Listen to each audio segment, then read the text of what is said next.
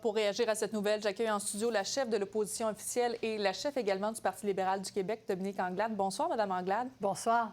Donc, d'abord, évidemment, 3 meurtres gratuits en l'espace de 2 jours à Montréal et à Laval. Est-ce que vous trouvez que les policiers ont agi assez rapidement? Puis cette situation-là est dramatique. Puis la première chose que j'aimerais dire, c'est que je pense aux familles. On voit les gens qui réagissent, à quel point les témoignages sont émouvants.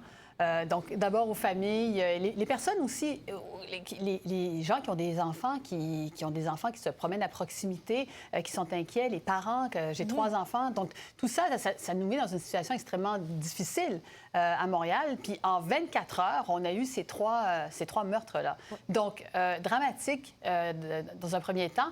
Puis, la deuxième chose que je vous dirais, c'est que la nécessité d'investir en prévention, on n'a pas cessé de le répéter dans les derniers mois, la nécessité que pour chaque dollar qu'on investisse en coercition, on ait $1 en prévention. Et ça, ce n'est pas le cas aujourd'hui. Mais là, justement, quand même, il y a eu une nouvelle annonce aujourd'hui conjointe entre le gouvernement du Québec et le gouvernement fédéral.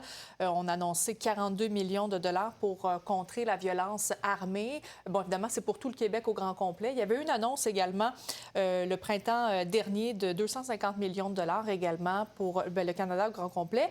Le fédéral vient quand même aider le gouvernement provincial. Est-ce que vous trouvez que c'est le fédéral qui vient un peu à la rescousse du gouvernement québécois? C'est un peu aberrant. Alors, je salue évidemment l'initiative du fédéral qui a réagi très vite avec le montant d'argent, mais François Legault et son équipe, ils ont même annulé leur présence lors de l'annonce aujourd'hui.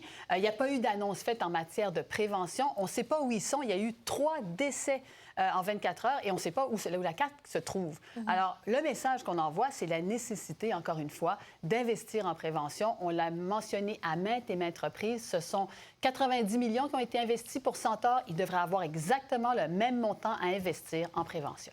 Mais vous, quand vous parlez de prévention, là, ça pourrait ressembler à quoi directement sur le terrain? Qu'est-ce que vous pourriez faire?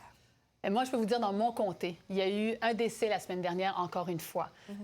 C'est de réunir les acteurs. Il y a plein d'organismes communautaires qui travaillent avec les gens dans la rue, qui travaillent avec des familles, qui sont capables d'accrocher des jeunes qui ont plus de difficultés. Donc, tout ce travail communautaire qui se fait sur le terrain avec des gens qui comprennent ce qui se passe dans nos rues, c'est ça qui va véritablement aider, en plus, évidemment, du travail des policiers. Mais tout ce travail communautaire-là, il a besoin d'être financé et présentement, il est totalement sous-financé. Et là, dans le cas qui nous occupe aujourd'hui, ces 3 meurtres totalement gratuits, on parle possiblement d'un problème de santé mentale. Est-ce qu'on devrait aussi investir davantage là-dedans? Parce que visiblement, avec la pandémie aussi, ça a été difficile pour les gens.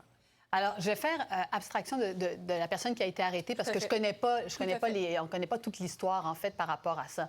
Mais une chose est claire, c'est que des investissements en santé mentale, on a parlé à plusieurs reprises au Parti libéral que ce soit un accès universel pour cette question-là. Or, ce n'est pas ce qui se fait aujourd'hui. Alors, les enjeux de santé mentale, il y en a dans tous les secteurs, dans tous les domaines, et on a besoin d'investir de manière importante en santé mentale. Encore une fois, un accès universel devrait être offert à tous les Québécois.